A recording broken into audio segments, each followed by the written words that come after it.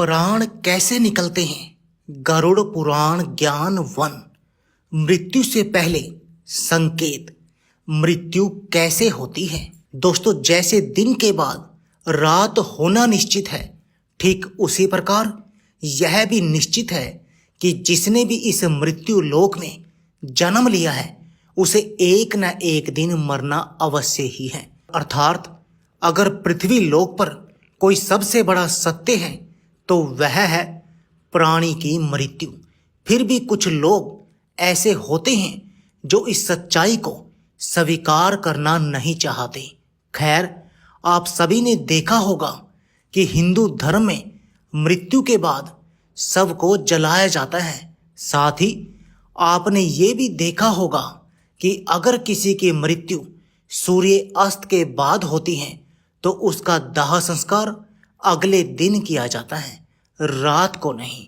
ऐसे में आपने गौर किया होगा कि किसी परिवार में अगर किसी की मृत्यु शाम के बाद होती है तो उसके शव को अकेला नहीं छोड़ा जाता।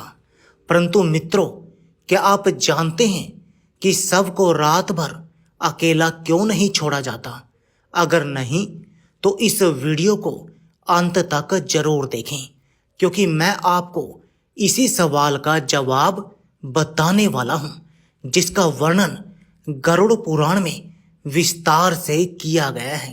तो चलिए अब बिना किसी देरी के गरुड़ पुराण की ये बातें जानते हैं। दोस्तों, आपका एक बार फिर से स्वागत है आपके अपने चैनल पर। चैनल को सब्सक्राइब और वीडियो को लाइक शेयर करना ना भूलें।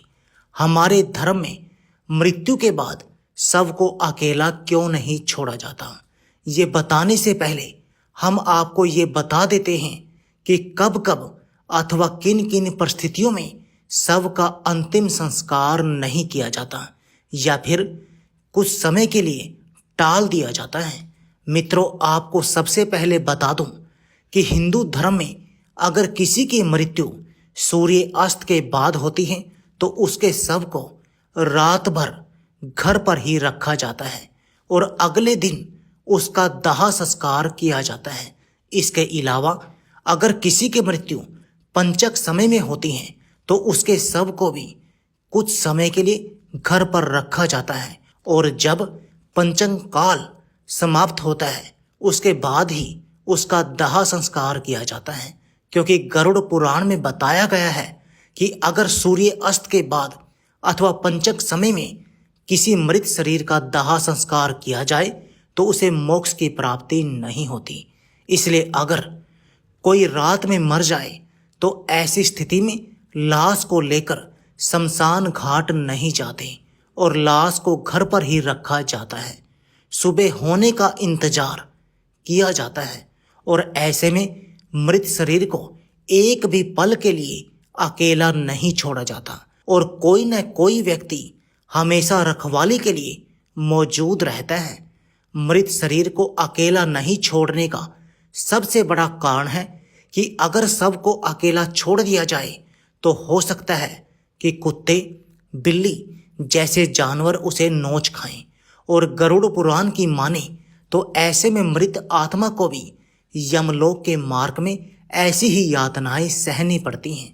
साथ ही ऐसा भी माना जाता है कि अगर शव को अकेला छोड़ दिया जाए तो उससे गंध आने लगती हैं।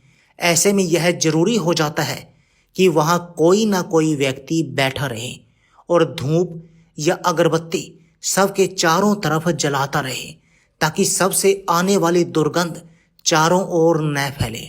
गरुड़ पुराण के अनुसार भगवान विष्णु गरुड़ जी के पूछने पर कहते हैं, हे पक्षीराज, इन सब के अलावा अगर किसी की मृत्यु हो जाती है और उसकी कोई भी संतान घर पर नहीं है, ऐसे समय पर भी शव को घर पर रखा जा सकता है जब तक कि उसका पुत्र या फिर पुत्री न आ जाए।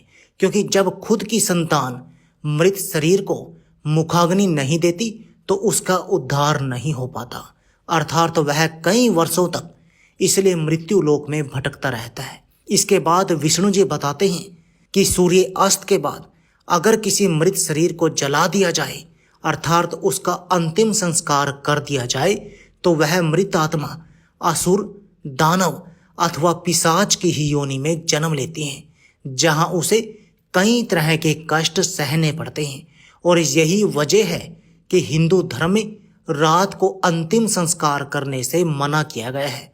आगे विष्णु जी बताते हैं कि रात में मृत शरीर को अकेला छोड़ दिया जाए तो उसके शरीर में आसपास भटक रही दुष्ट आत्मा भी प्रवेश कर सकती हैं, जिससे मृतक के साथ साथ उसके परिजनों को भी कई तरह के कष्ट भोगने पड़ते हैं। साथ ही ये भी बता दें कि शव को अकेला इसलिए भी नहीं छोड़ा जाता क्योंकि मरे हुए आदमी की आत्मा वहीं पर भटकती रहती है और अपने परिजनों को देखती रहती है। कहा जाता है कि इंसान की मौत के बाद शरीर आत्मा से खाली हो जाता है और इसी वजह से उस मृत शरीर में कोई बुरी आत्मा का साया अपना अधिकार जमा सकता है।